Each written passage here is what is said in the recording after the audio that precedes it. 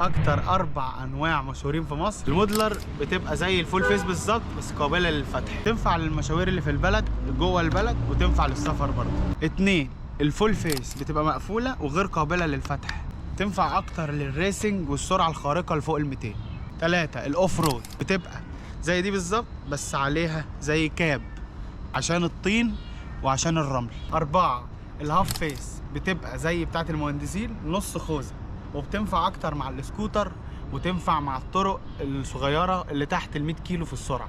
احسن انواع الخوذ في مصر، مش هنتكلم على بره مصر.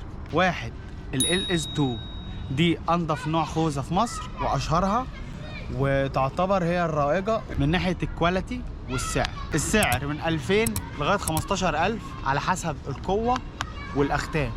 اماكن البيع في محل اسمه MCS، مكانه في جمال عبد الناصر خلف مول العرب في 6 اكتوبر، وفي رمسيس بولاق ابو العلا. في مكان في الدقي، محلين جنب بعض، احط لكم اللوكيشن بتاعهم.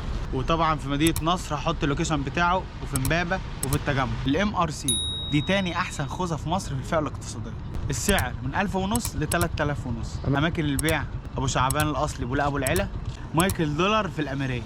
الجندي تالت احسن خوذه في مصر متجربه، وعند صاحبي اللي بيصورني دلوقتي. السعر من 800 ل 2500. اماكن البيع هي اماكن البيع بتاعت MRS، الاتنين صيني. هنحط لكم عناوين الاماكن اللي اتكلمنا عليها.